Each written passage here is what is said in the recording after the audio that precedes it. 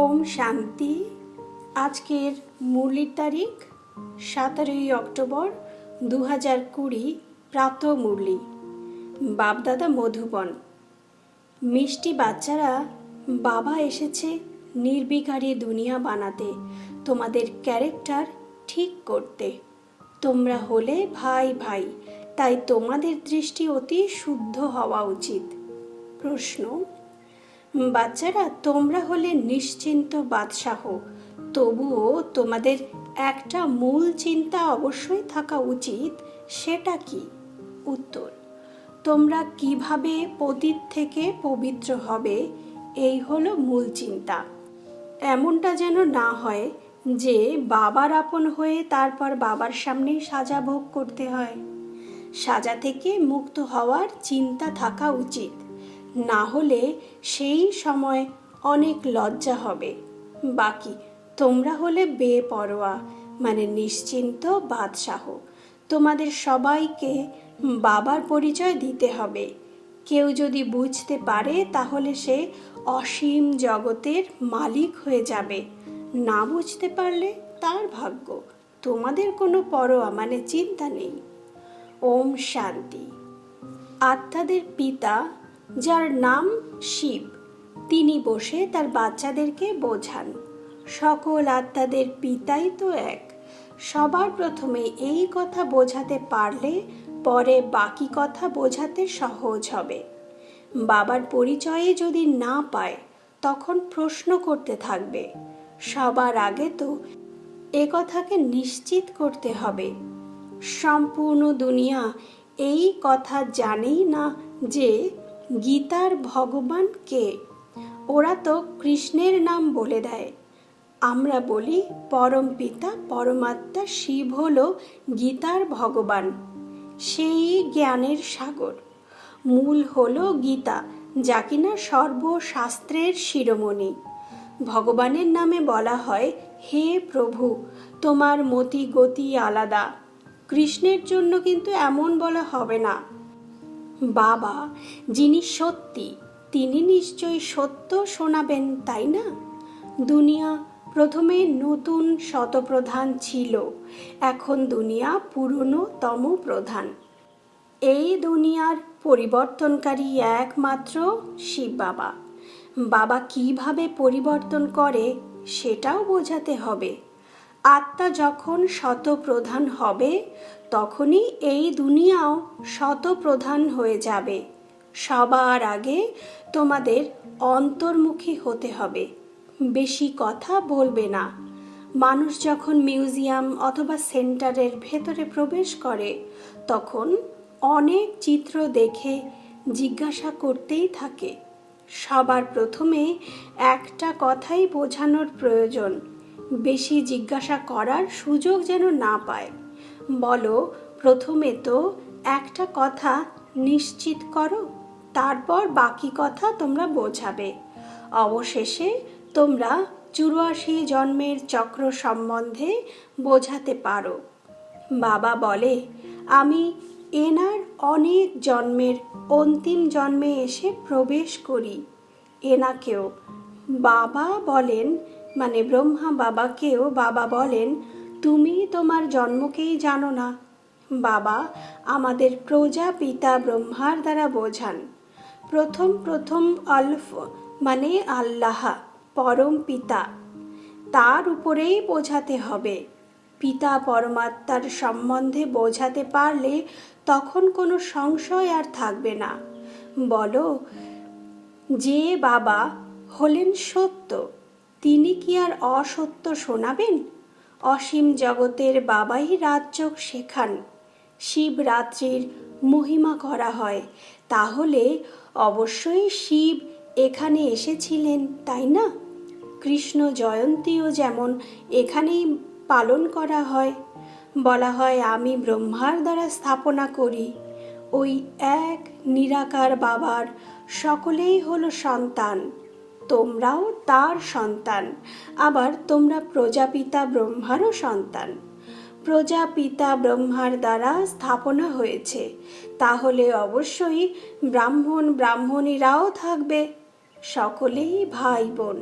এতে পবিত্রতাও বজায় থাকে। গৃহস্থ জীবনে থেকে পবিত্র থাকার ক্ষেত্রে এটা হলো বড় ভয়। ভাই বোন হলে কখনোই ক্রিমিনাল দৃষ্টি থাকা উচিত নয়। 21 জন্মের জন্য এই দৃষ্টির পরিবর্তন হয়ে যায়। বাবাই তো বাচ্চাদের শিক্ষা দেবেন, তাই না? তিনি চরিত্রের পরিবর্তন করেন। এখন সম্পূর্ণ দুনিয়ার চরিত্রের পরিবর্তন করতে হবে। এই পুরনো পতিত দুনিয়ার কোনো চরিত্র গুণ নেই, সকলের মধ্যেই বিকার বর্তমান। এ হলো পতিত বিকারী দুনিয়া। এরপর নির্বিকারী দুনিয়া কিভাবে তৈরি হবে? বাবা ছাড়া কেউ তা করতে পারবে না। বাবা এখন তোমাদের পবিত্র বানাচ্ছে। এই সব হলো গুপ্ত কথা। আমরা হলাম আত্মা। আত্মাকে পরমাত্মা বাবার সঙ্গে মিলিত হতে হবে। সকলেই ভগবানের সঙ্গে মিলিত হওয়ার জন্য পুরুষার্থ করে। ভগবান হলই এক নিরাকার। ভগবানকেই উদ্ধারকর্তা, গাইড বলা হয়।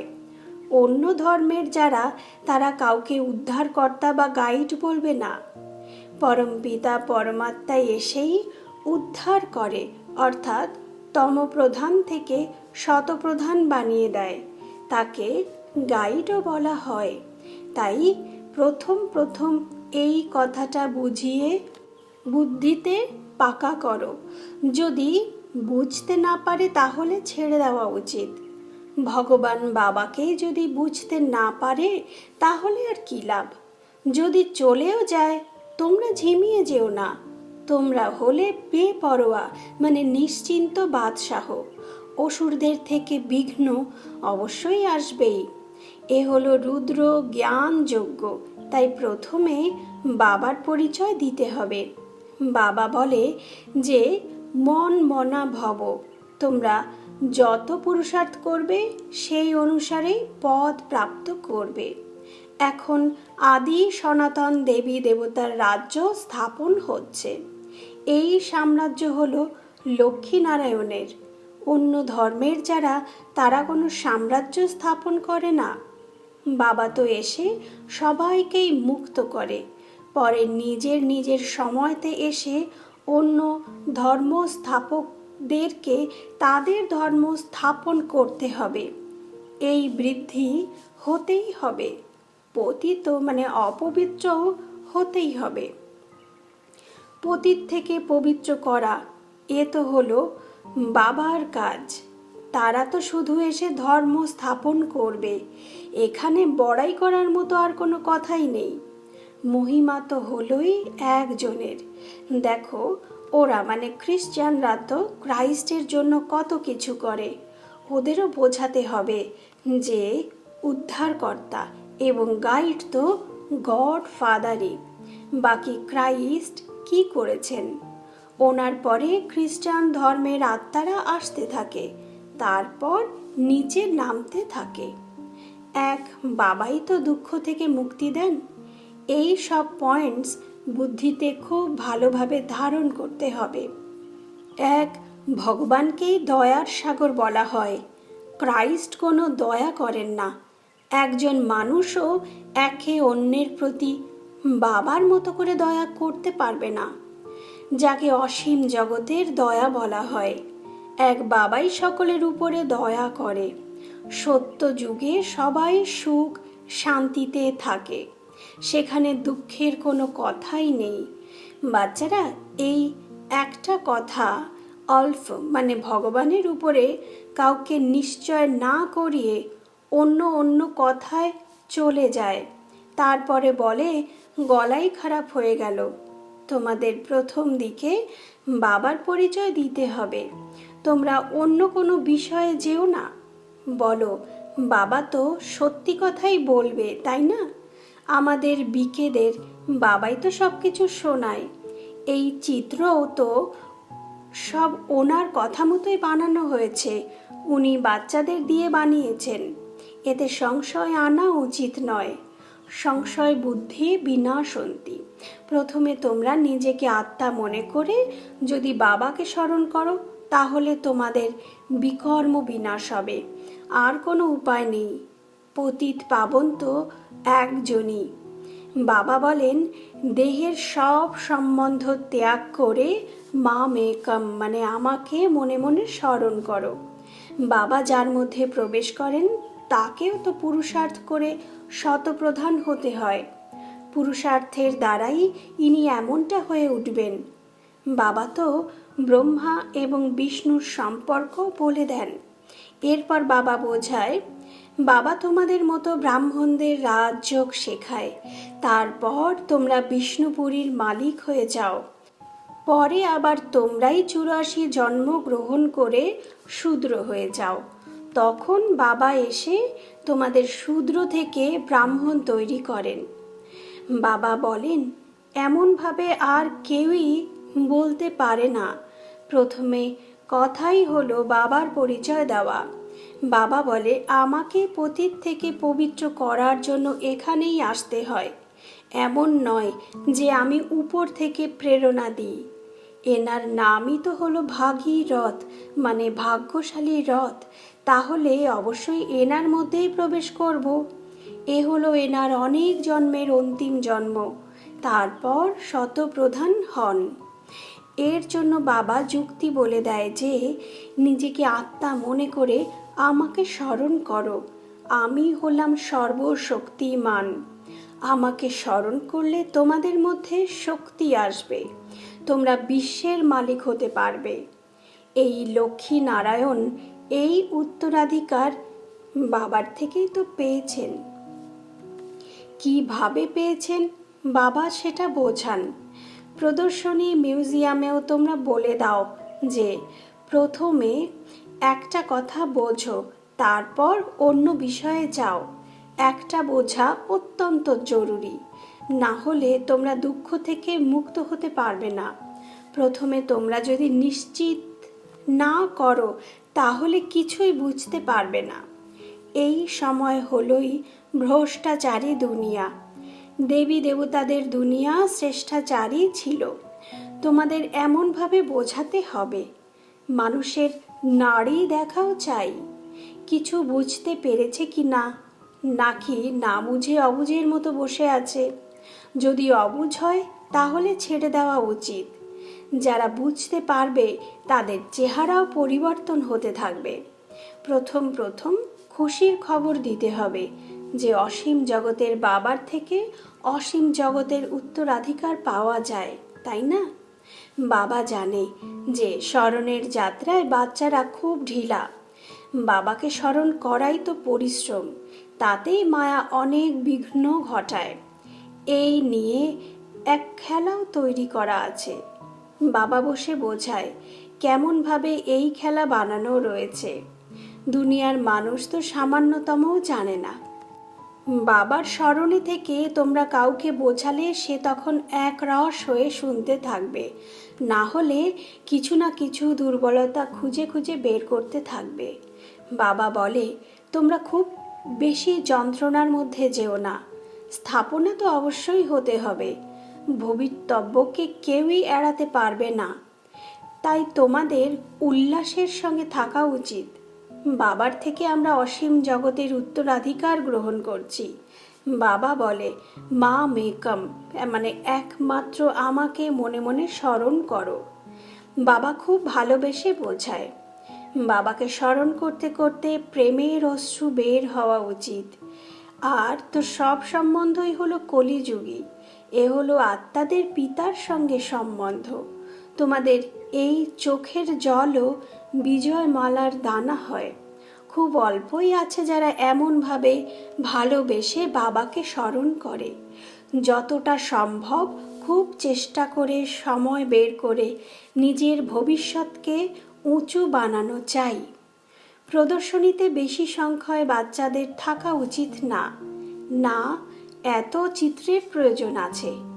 1 নম্বর চিত্র হলো গীতার ভগবান কে, তার পাশে লক্ষ্মী নারায়ণ এবং সিঁড়ির, ব্যাস। বাকি এত চিত্র কোনো কাজের না। বাচ্চারা, তোমাদের যতটা সম্ভব স্মরণের যাত্রাকে বৃদ্ধি করতে হবে। মূল চিন্তা করতে হবে যে পতীত থেকে পবিত্র কিভাবে তোমরা হবে।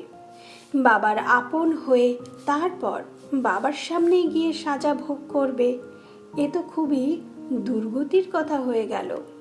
এখন স্মরণের যাত্রায় না থাকলে পরে বাবার সামনে সাজা খাওয়ার সময় খুবই লজ্জা বোধ হবে। সাজা যাতে না ভোগ করতে হয়, এই ইচ্ছা সব থেকে বেশি থাকা উচিত। তোমরা যেমন রূপ তেমন বসন্ত।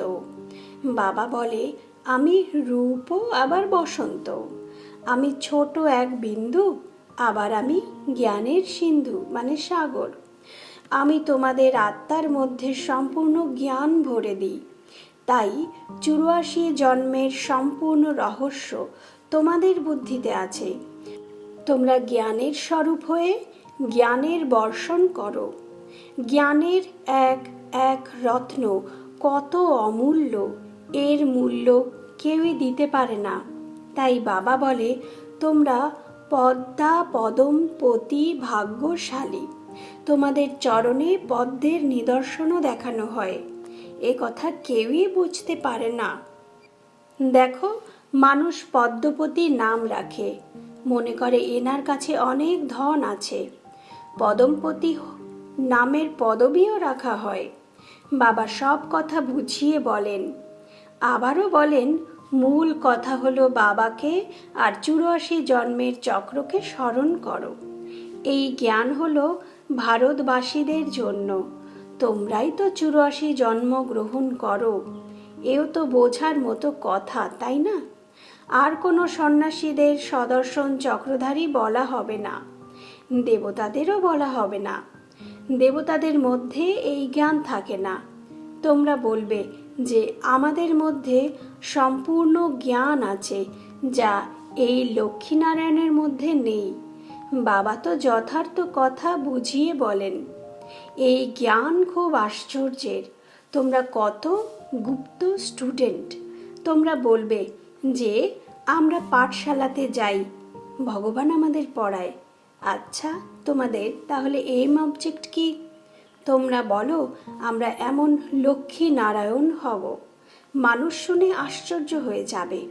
তোমরা বলো আমরা আমাদের হেড অফিসে যাই। আচ্ছা, তাহলে সেখানে কি পড়ো?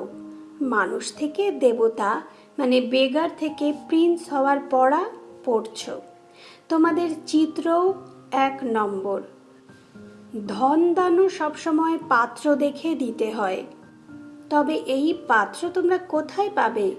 শিব, লক্ষ্মী, নারায়ণ, রাম, সীতার মন্দিরে পাবে। ওখানে গিয়ে তোমরা ওদের সেবা করো। নিজেদের সময় নষ্ট করো না। গঙ্গা নদীতে গিয়েও তোমরা বোঝাও পতিত পাবন কি গঙ্গা নাকি পরমপিতা পরমাত্মা। সকলের সদ্গতি কি জল করবে নাকি অসীম জগতের পিতা করবেন? তোমরা এর উপরে খুব ভালোভাবে বোঝাতে পারো। তোমরা এই বিশ্বের মালিক হওয়ার পথ বলে দাও। তোমরা দান করো। কড়ি তুল্য মানুষকে হিরে তুল্য বিশ্বের মালিক বানাও। ভারত তো বিশ্বের মালিক ছিল, তাই না? তোমাদের মতো ব্রাহ্মণদের কুল হলো দেবতাদের থেকেও উত্তম। এই ব্রহ্মা বাবা তো মনে করেন আমি শিব বাবার একমাত্র হারানিধি সন্তান। শিব বাবা আমার এই শরীর ধার হিসাবে নিয়েছেন। তোমরা ছাড়া আর কেউই এই কথা বুঝতে পারবে না। শিব বাবা আমার উপরে অধিষ্ঠিত হয়েছেন। আমি বাবাকে কাঁধে বসিয়েছি, অর্থাৎ এই শরীর দিয়েছি যে এর দ্বারা সেবা করো, যার পরিবর্তে তিনি আমাকে অনেক কিছু দিয়ে দেন। তিনি আমাদের কত উঁচু কাঁধে চড়ান। মা তো বাচ্চাদের কোলে নিতে পারে, কিন্তু বাবা বাচ্চাদেরকে কাঁধে চড়ায়, তাই না? পাঠশালাকে কখনো কল্পনা বলা হয় না। স্কুলে যে হিস্ট্রি জিওগ্রাফি পড়ায় সে কি কল্পনা হলো? এ তো ওয়ার্ল্ডের হিস্ট্রি জিওগ্রাফি, তাই না? আচ্ছা, মিষ্টি মধুর সন্তানদের প্রতি মাতা পিতা বাপ দাদার হৃদয়ের অনেক ভালোবাসা আর সুপ্রভাত। আত্মিক পিতা আত্মারূপী বাচ্চাদেরকে জানাচ্ছে নমস্কার। আমরাও আত্মিক সন্তানেরা আত্মারূপী মাতা পিতা বাপ দাদাকে জানাই হৃদয়ের অনেক অনেক ভালোবাসা, সুপ্রভাত আর নমস্কার।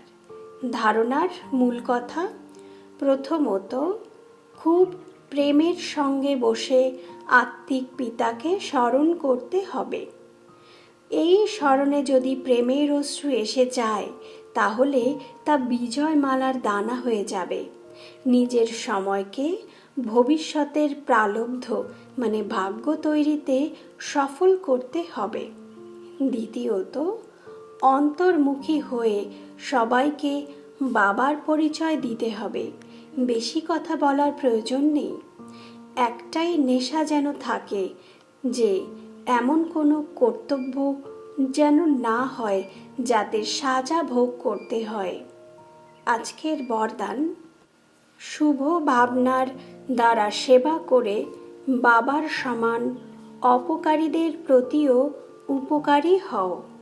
ব্যাখ্যা, যেমন বাবা অপকারীদের প্রতি উপকার করেন, তেমনি তোমাদের সামনে যেমনই আত্মা আসুক না কেন, তোমরা কিন্তু তোমাদের দয়ার বৃত্তিতে শুভ ভাবনার দ্বারা তাকে পরিবর্তন করে দাও।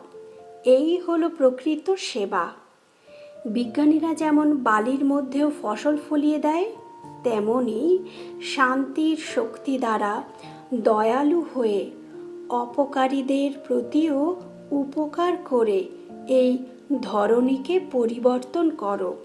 স্বপরিবর্তনের দ্বারা, শুভ ভাবনার দ্বারা যেমনই আত্মা হোক না কেন পরিবর্তন হয়ে যাবে, কেননা শুভ ভাবনা অবশ্যই সফলতা প্রাপ্ত করায়।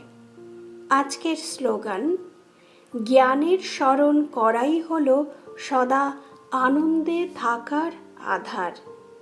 ওম শান্তি, ওম শান্তি, ওম শান্তি।